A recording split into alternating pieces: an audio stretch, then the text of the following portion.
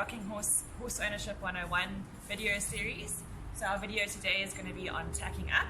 So as you can see, we've got Trendy here ready in his stable to be tacked up for his lessons. I'm sure most of you will recognize Trendy. And basically there's different methods of tacking up, but the basics are the same. So the one that we're going to do today is what we found works for Rocking Horse, and it's not the by the book step-by-step way, which would involve tying the horse up and putting a head collar on. But as we know, our horses are very good and Trendy's in a stable already. We're just going to go straight to putting the bridle on. Okay, so here we have our simple bridle. Okay, so it's just got our basic bomber's bit, and this one's got bit rings on it. You can see the reins here. So our very first step is going to be to put the reins over Trendy's head. So I'm just going to approach him, and always approach from the side, give him a rub so that he knows that you're here. I'm just going to ask him to move over so we can stand on the left-hand side. Always easier to do most things with horses from the left.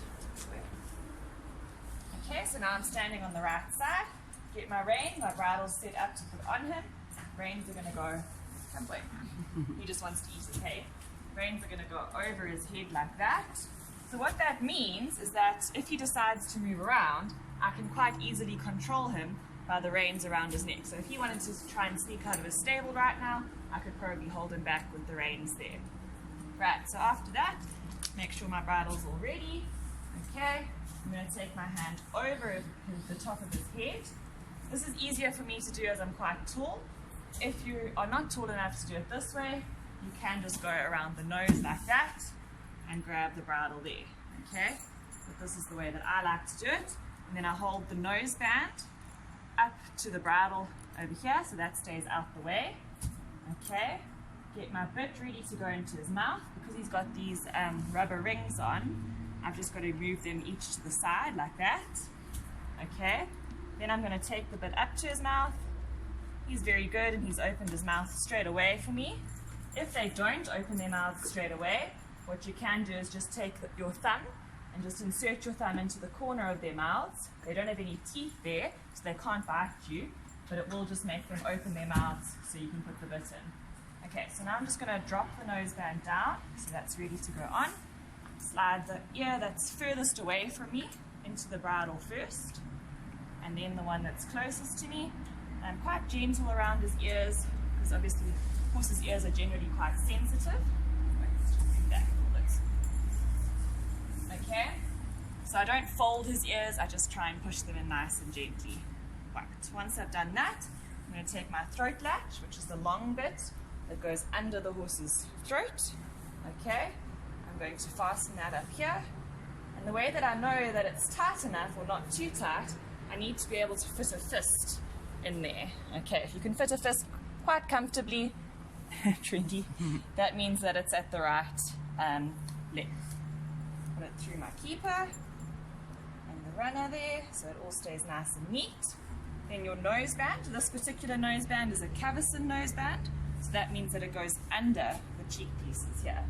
Okay, so under here, the same on the other side, and this fastens under his jaw here.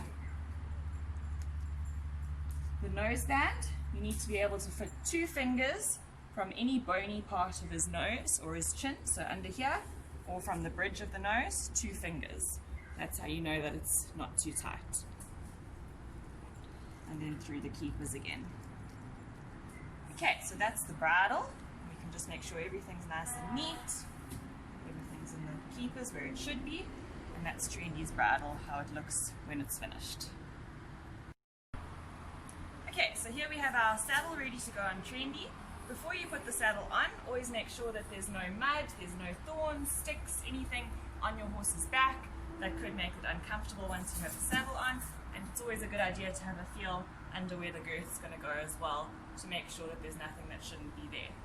Okay, as Trendy's quite tall, it's going to be quite difficult, especially if I was a bit shorter, to lift the saddle up onto his back. So the way that I find is the easiest is to face away from him, and then as I turn, I swing the saddle up onto him.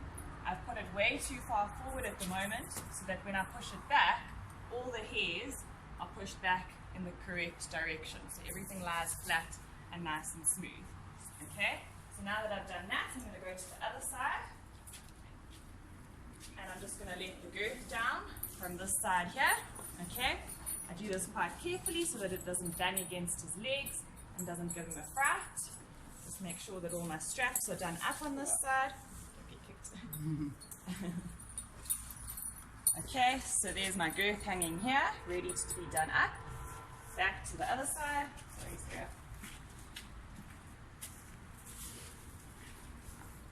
And then I'm going to reach under with my left hand to get the girth. The reason I use my left hand is because if I'm facing towards his hindquarters, I could see if he was going to turn around and try and kick me. Not that Trendy would, but if it's a horse that you're not sure of, it's always a good idea. So reach under like this. As I'm reaching under, I'm also running my arm under his tummy, so that's the way I can feel if there's any mud, any thorns, anything that shouldn't be there. Also gives him a bit of a clue as to what's going to happen and gets him ready for the girth. Okay, so there the girth comes up. I'm going to put it through the keeper of the Namna here. And do my girth straps.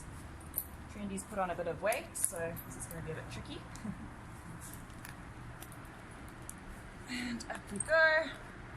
Right, just on the first hole for now. As he's going to be standing in the stable and we're not riding straight away, we don't need to do it up too tightly. You always want to do up the girth quite gradually anyway. Okay, so that's the girth done up. So as you can see, the saddle, the girth is sitting just behind his elbow. The saddle, if you look, is just behind where his shoulder comes. Okay? And generally when you slide it back, if you put it too far forward, as you slide it back, you should feel it sort of stop at a point. And that's generally how you know that it's in the right place. So that's how it would look all tapped up. And then obviously before I would get on, I would want to check the girth again and probably do it up a few times before getting on and riding. Thanks everyone for watching. I hope you found that interesting, and we'll hopefully see you on the next video, which is going to be a little bit of info on each of the Rocking Horse family members. So we're going to give you a little bit of info on the grooms, on myself and Tyra and Sam, and everyone that makes up the Rocking Horse team, with a couple of questions so you can learn a bit about them. See you then.